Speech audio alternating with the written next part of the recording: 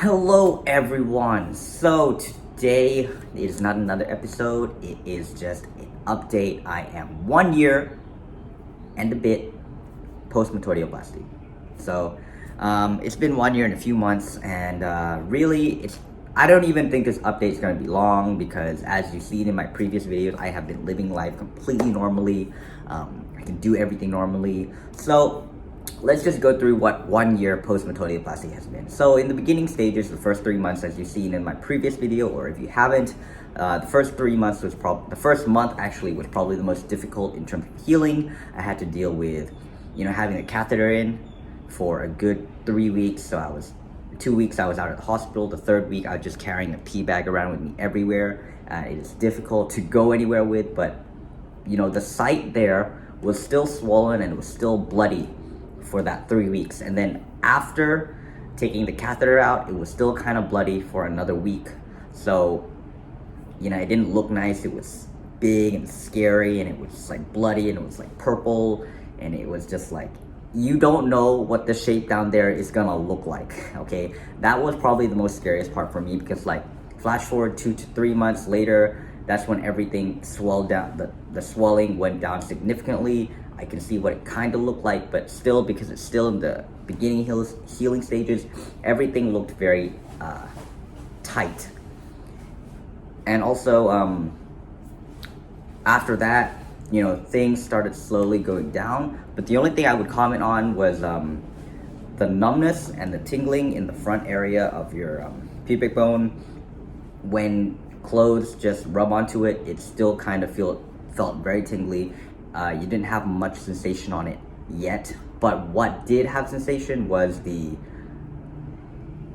mini, the part that you wanted, your mini me.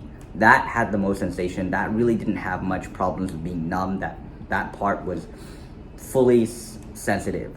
But the testicular implants took a long time to actually get feeling, because like I said, when you have something in there and it's foreign, it doesn't feel like a part of you, it just feels like it's there. But that's what probably took the longest time to get used to, was having the testicular implants. You can see in my previous video, the 1 year post testicular implants. That's where I explain it fully. This is just an overview of my 1 year.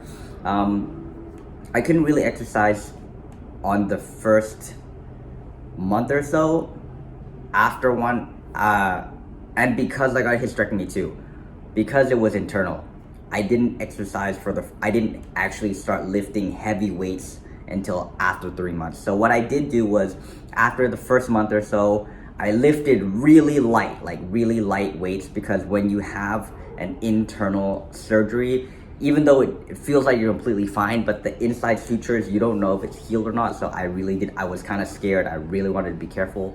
So I just lifted like super light weights just to keep my body fit. I started jogging really slowly. It was mainly jogging and really light weights. So that's in terms of exercise. After the 3 month mark, that's when I completely went back to lifting heavy again. And as you know, muscle memory is real. You can rebuild the muscle back easily, quicker, and it's never fun when you have to rebuild the muscle again. Like, even for me, it wasn't fun, but we're back. It's 1 month, it's 1 year after the surgery, and everything's fine. So right now, as of today, it's been 1 month and 1 month. It's been 1 year and 4 months. 1 year and 5 months. Sorry, doing the math. Post surgery, and everything is fine. Everything has swelled down. There's no issues. Everything is completely good. The only complaints that I do have for Metoidioplasty is that, because your mini, depending on how much you grow, but it is because it's not as big as a normal male, or it's not as big as if you get phalloplasty, it's kind of difficult to stand to pee sometimes. Like I said, you really have to push the pants down for it to come out, because if you don't push the pants down enough, you're gonna pee on your own pants.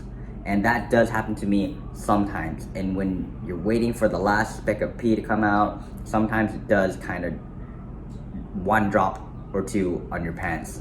So you really have to learn how to adapt, and really know how to do it. I did have complaints last time about how when I did pee, it felt like I couldn't fully pee because the stream wasn't like, because I said maybe the urethra hole was too small, so when I pee, I couldn't pee like completely like satisfying. But now, after 1 year post-op, I don't have the issue. I can pee normally. I can pee with like a full, like if I need to go, I can just pee with like a full-on stream. That's not the issue anymore. One thing I would say also, I have a little bit too much extra skin on my testicle area. So there's like, I do not bother to do a revision anymore. I am too tired to have any more surgeries.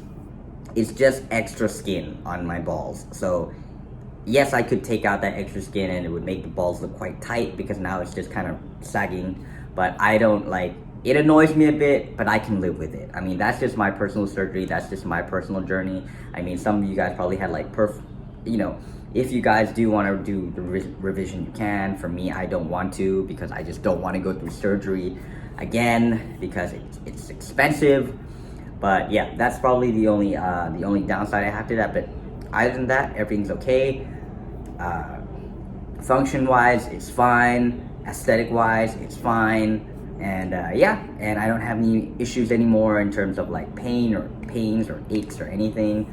But I would say I do have the occasional ball ache. Yes, my balls do ache sometimes, like I said in my previous video for testicular implants, when my pants ride too high or too tight, and I'm sure it's like that with I don't know, but I think it's like that with biological men as well. You know, when you're riding your bike or you're riding your motorcycle, it's the same thing, you know, it squishes. You have to find a way to adapt to having balls. So for me, more of the complaints is on the ball side than the actual metoidioplasty side. But in my case, you know, I got the full metoidioplasty where you can stand to pee.